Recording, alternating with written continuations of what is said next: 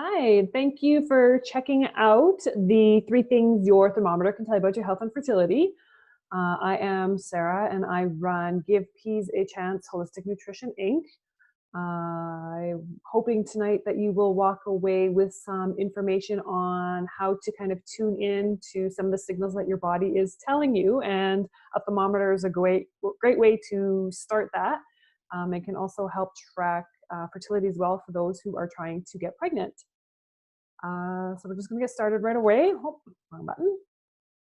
And the what, the why, and the how. So again, what is, it's called your basal body temperature. So that is essentially your body at rest. So you're not going to try and do this after you have maybe worked out. I will cover at the end how to do it and the best time of day to do it. And why we're doing it is your body temperature, how it fluctuates throughout the day can actually tell you a lot of things, and it can maybe help you get feeling better once you know what you're dealing with.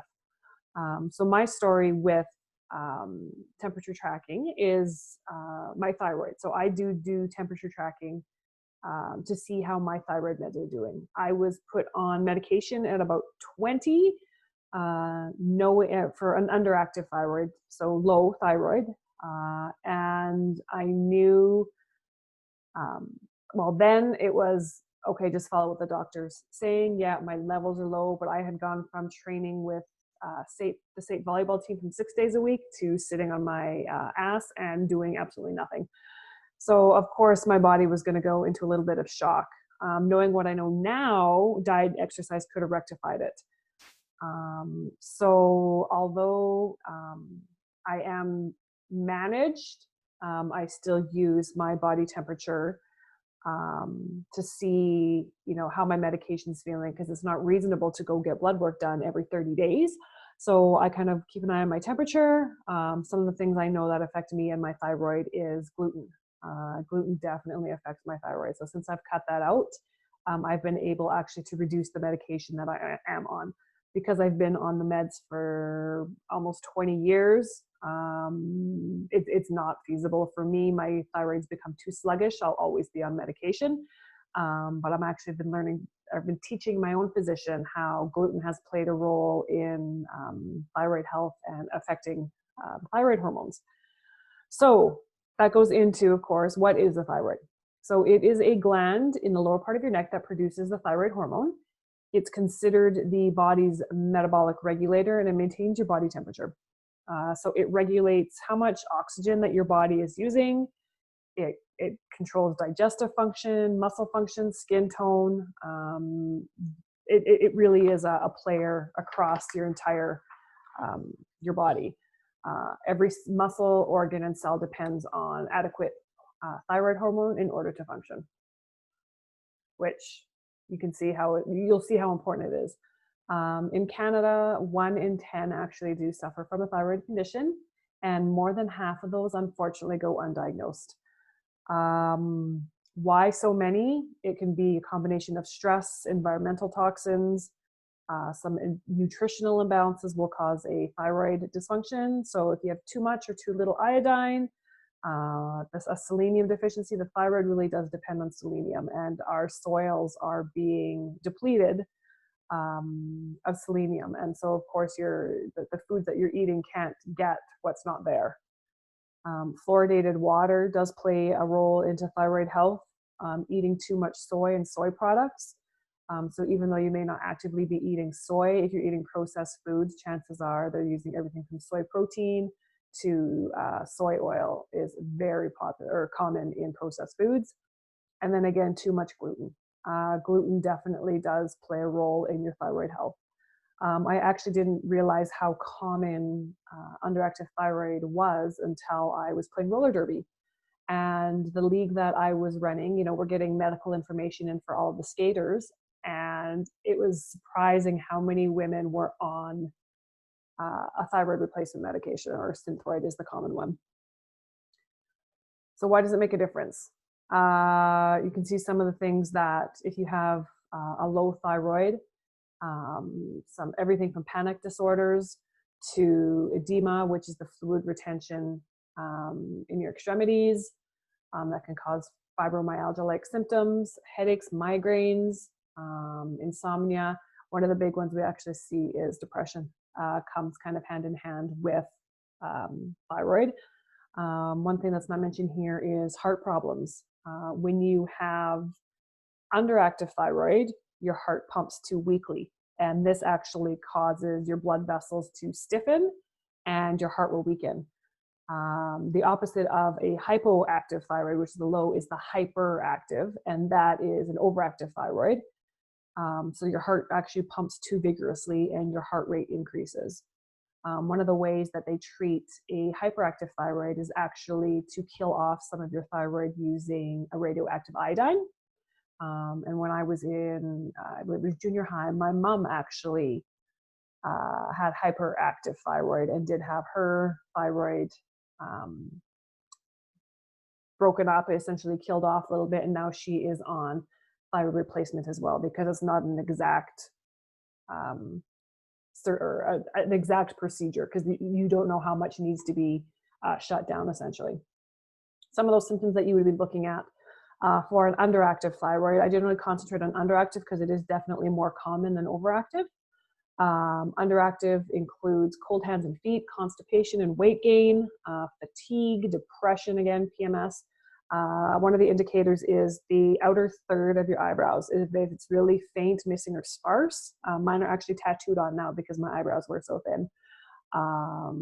That is an indicator. The low libido, dry skin, excessive hair loss, and of course, fertility issues do come hand in hand with thyroid. So it's something that you definitely need to be paying attention to if you are trying for baby. Some of the other things that go hand with an underactive thyroid, if you get motion sickness when you're traveling, if you're dizzy in the morning or when you move up and down, again, sleep disturbances, if you've got poor short-term memory or poor response to exercising. What else is a common one? The diminished sex drive for sure. Even something like the cracks on the bottom of your heels. That can be an indicator actually of a underactive thyroid. And then if you're looking for, or at an overactive, you're looking at a heart rate of over 90 beats per minute at rest. So your heart is constantly racing. Your tongue will quiver if you stick it out. Your hands will shake or tremble. You kind of can't control yourself because your body is literally in overdrive. You'll have an erratic, flighty behavior. A good indicator is a good appetite, but you fail to gain weight. And if you have frequent bowel movements or diarrhea. So those are kind of some of the indicators if you have a overactive thyroid.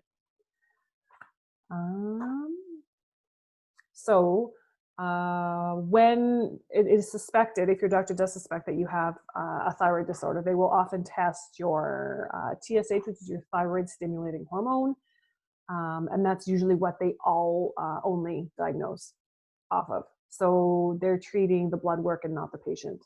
Symptoms play a huge role into thyroid management if you do get to the point where medication is required. Some of these other tests that if you are beginning your thyroid journey, if you've tried nutritional interventions and nothing's worked, you definitely need to focus on your free T3, free T4, which are two different. One is the active version of the thyroid hormone, the reverse T3, the peroxidase antibodies, and the thyroglobulin antibodies, just to see if you're dealing with Hashimoto's, or which would be at that point an autoimmune disease and not just a sluggish or lazy thyroid. So again, it's a couple things. The thyroid, it works on every cell in the body. The blood tests only measure the hormones circulating outside the cell. So no lab test will tell you what happens at a cellular level, and that's where your symptoms are going to persist. So that when we get into the basal body temperature, it'll help you determine if your thyroid is functioning optimally, and it's just one of the pieces. Again, doing symptoms for myself, I know I've been on the medication long enough that I know if I'm having trouble losing weight, if I'm dealing with constipation, if my hair is starting to fall out, I need to go in and get my labs run and to see if my medication needs to be adjusted. I actually just recently had some lab work done for my thyroid, and we're at a point where potentially my medication could be lowered. But I do use my basal body temperature to confirm if me and my doctor, we have that conversation if we're comfortable to lower the medication or not, based on lab results and my symptoms. And I'm very lucky that I have found a physician that works with me on this.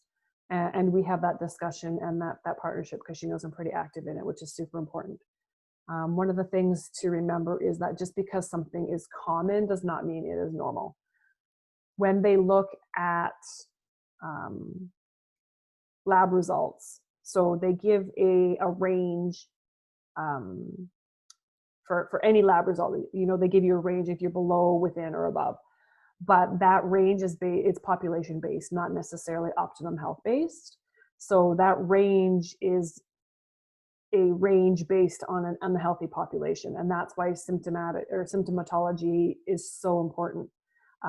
If you're still feeling not normal or not like yourself, or you're not feeling good, that's the reason to continue, not because the labs say something different. So another thing that you can check with using your body temperature are your adrenals.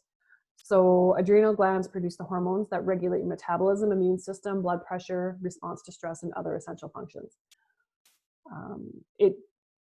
The adrenal fatigue or adrenal burnout does end up happening with chronic physical or emotional stress. So your body is constantly in that fight or flight.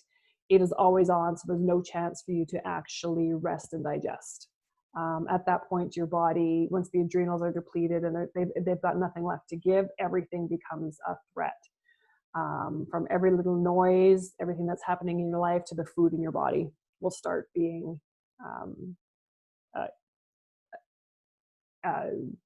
affected, by if you're dealing with adrenal burnout.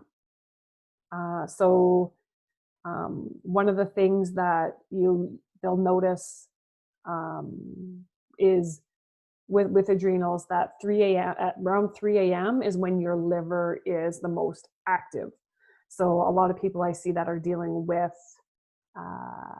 insomnia, where they're constantly getting up at 3 a.m., between 3 and 4 a.m., that tells me that it's going to be a liver issue.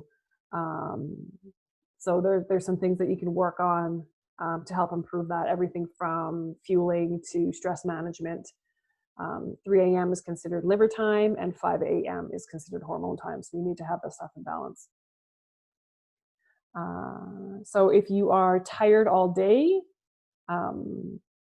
with your adrenals, you'll be tired all day, but you can't sleep at night. And that's kind of a difference between thyroid and adrenals.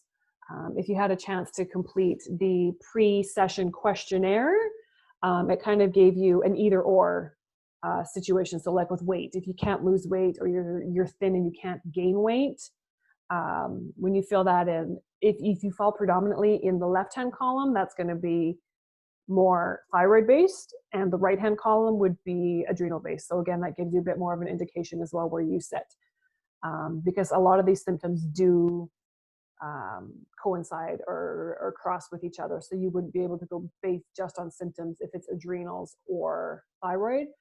You would use something like the body temperature and the blood work to determine which ones you should be focusing on. So some of the things that come with the adrenals is the slow start in the morning, fatigue and headaches. Headaches came with the thyroid as well. If you're craving sweets after meals, the constipation, if you've got brain fog and belly fat, if you find you're reaching for that coffee or chocolate or sugar around 2 to 3 p.m. because you just can't stay awake, if you can't fall or stay asleep, sleep problems come, and if you have a weakened immune system. So if you find that you're constantly the one that always seems to be sick, that is a sign that your adrenals could use some love. Once adrenal fatigue, I think to note with the weight, is once your adrenal fatigue is severe, you won't have trouble losing weight.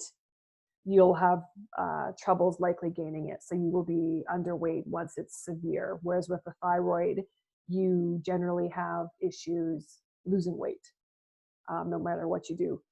Some of the other symptoms that come with some adrenal fatigue includes lightheadedness, hair loss, anxiety, joint pain, weight gain, again, until you're severe, and then it'll flip and you'll lose a lot of weight. If you're craving carbs and craving salt, if you've got lack of enthusiasm, and if you have an inability to cope to stressful situations or easily overwhelmed, those are also some symptoms that you could be potentially dealing with some adrenal burnout or adrenal fatigue. Your stress management system could use some support if your body is having these massive temperature swings throughout the day. So part of basal body or temperature testing with adrenals is looking for those fluctuations throughout the day. It's often low, but will fluctuate with extreme highs because your body is, again, going into that inappropriate stress response, the fight or flight. So, and why you need to focus on this, because the stress adrenal system will also put stress on the thyroid. And we know how the thyroid regulates now. Pretty much every cell in the body requires that thyroid hormone. Your body's going to start prioritizing the creation of cortisol, which is your stress hormone, instead of the thyroid hormone that it needs. And then for those who are trying to get pregnant, that heavy stress in the first half of your cycle can cause a delay in your ovulation and can throw off any tracking that you have been doing. So you kind of have to focus on that stress management part is really big with the adrenals. With going to the doctor, if you suspect that you have some adrenal slowdown, you may not get diagnosed until they actually fail. They won't diagnose you until you actually have an autoimmune condition, which is called Addison's disease. And then chronic stress is telling your body's telling you to slow down by tanking the thyroid. So it's telling you to take it easy. So when you are dealing with some adrenal fatigue, you have to take a look at how you're eating, sleeping, exercising, relaxing, and treating yourself. What is causing you and your body some stress? So that can be, food sensitivities, immune challenges, the heavy metals, environmental toxins, and the stress that you are experiencing in your life. One thing to note about the exercising is someone in adrenal failure or has low adrenal function, often over exercising will cause, or heavy exercising will cause even more of a burnout. Their body just can't take it. So one of the things you may have to look at is potentially kind of slowing down in the exercise, even though we know exercise is good, is kind of potentially scaling it back until you have some adrenal function restored. I found this quote and I thought it was really pertinent, is when we change our mind about stress, we can change our body's reaction to it. Stress is a natural part of life, but there are ways that we can reduce the stress load on ourselves and each other. So now when people hear about basal body temperature testing, they often think of ovulation. So, if you are trying to get pregnant, you've probably heard about taking your temperature to confirm that you have ovulated. The big thing to point out here is it confirms that you have ovulated, not that you are. So this is not, using your body temperature is not the way to determine if you are ovulating and it's time for intercourse. It's too late. You have to use this as a kind of looking back and confirming. So it allows you to look and see, are you consistently ovulating on day 13 of your cycle? Is it day 16? And then it's in hindsight. It's not to use as a current, because when you see that spike in your temperature, it's too late. So the most fertile days are the 2 to 3 before that temperature spike. So you should be using things such as cervical mucus and the urine tests to confirm that you are actually ovulating.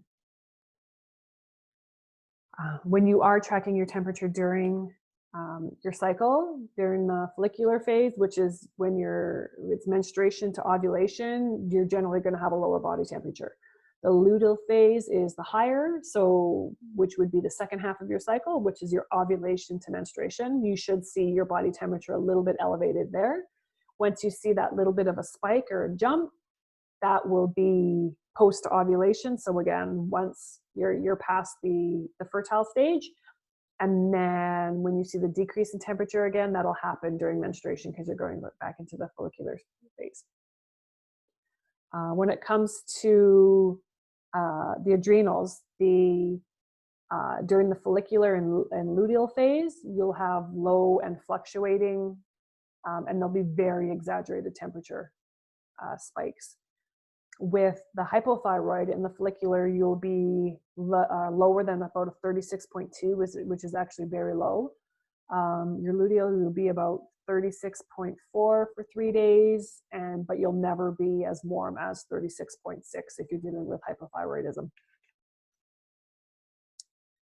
I just want to take this chance too to remind you that my womb renovation blueprint is waitlisted now. So this is a 12-week group program to help you get you and your body ready to have a little baby, because it takes roughly 90 days for eggs to fully form. And you want those to happen under the best circumstances. And it's easier to create those healthy habits now to take them into and beyond pregnancy, as opposed to just focusing once you do get pregnant. So how do we do this? It's actually pretty simple. So you're going to need a liquid metal thermometer.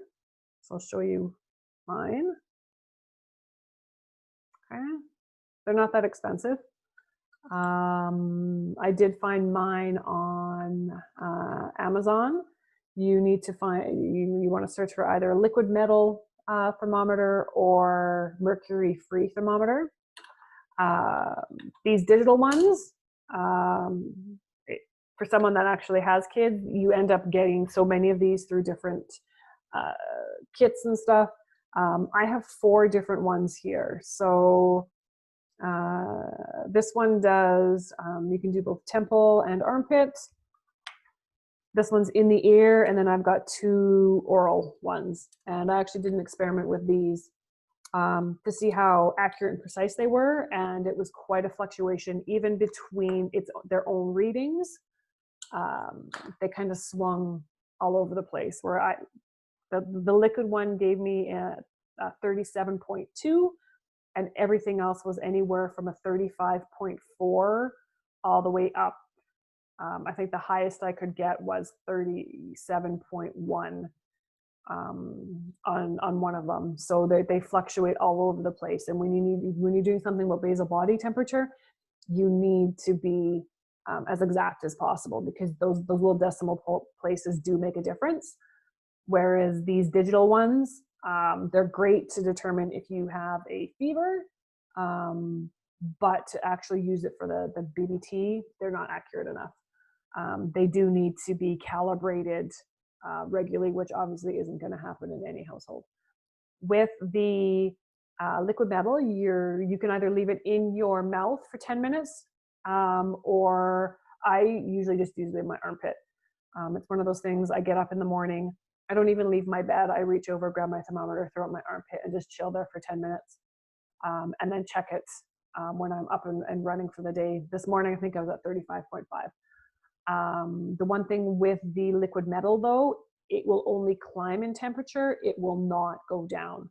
So when you're done recording your temperature, you actually have to take it and shake it down. So you're flinging it a couple times to make sure that non-mercury metal gets back down into the base of it.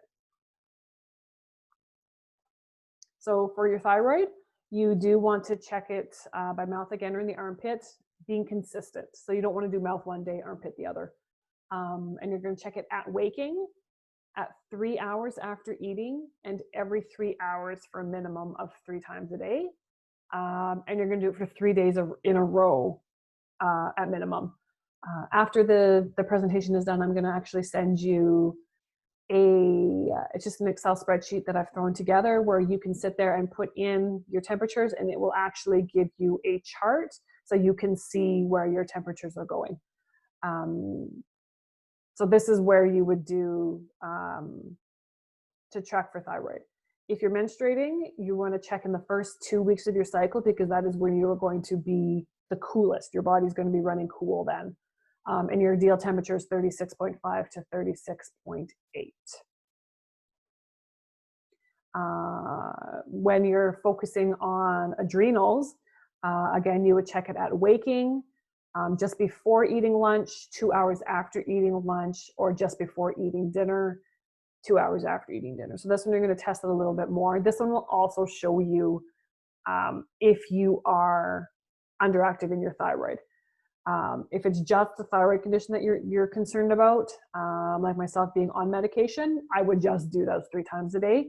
Whereas with the adrenals, you really want to be able to see if you are having that the fluctuations. And again, that chart, that Excel spreadsheet will chart those for you, so you can see if you are having the spikes.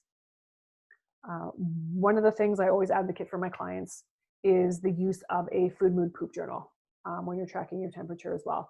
So you can see a more complete picture where you are health-wise. That goes for any time you're not feeling like your best. If you're dealing with a condition or a concern, is to do those food, mood, poop journals, which kind of give you an overall, they can track. A lot of the times you can't really go back and think about what you ate, right? What did you eat yesterday? Okay, is that affecting you today? Because something you eat can affect you like up to 3 days based on how your digestion is. So how are you going to know unless you're tracking it? The app that I really like is actually called Kara, and I do recommend it. It's a free app, and you can put everything in there, and it charts it for you, and you can compare and see where you're at. When we are looking at confirming temperatures for ovulation, again, you're just going to want to check it by mouth at waking. And then that's one of the great things about these liquid metal thermometers is once you have it, you don't have to deal with it right away. You don't have to get up and write it down, because you have to shake it down for it to change. So like this morning, I'm at 36.5, and it's still sitting at 36.5 because I haven't shaken it down yet. When it comes to ovulation, use an app.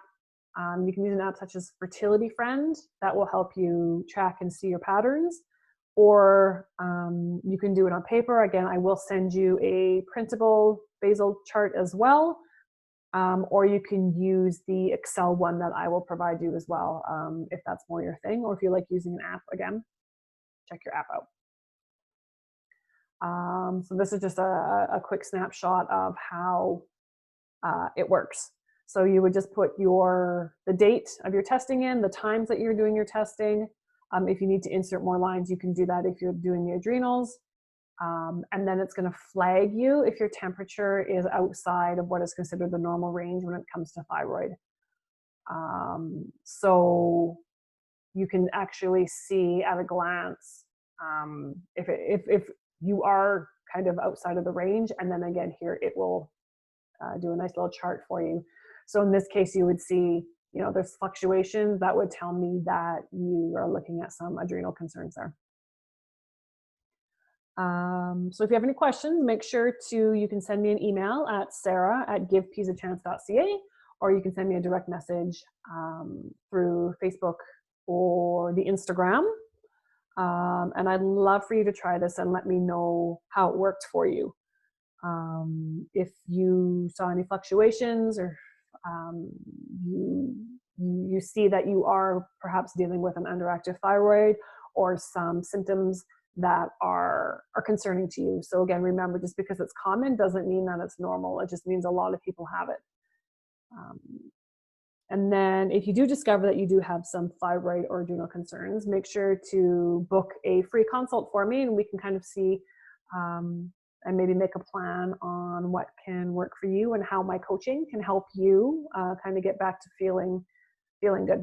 So I hope you have a great night, and thank you for joining me. And again, remember, if you have any questions, just visit me at www.givepeasachance.ca, and that is also where you can sign up for the wait list for my 12-week womb renovation blueprint. And I can't wait to see how the basal body temperature works for you. Thank you.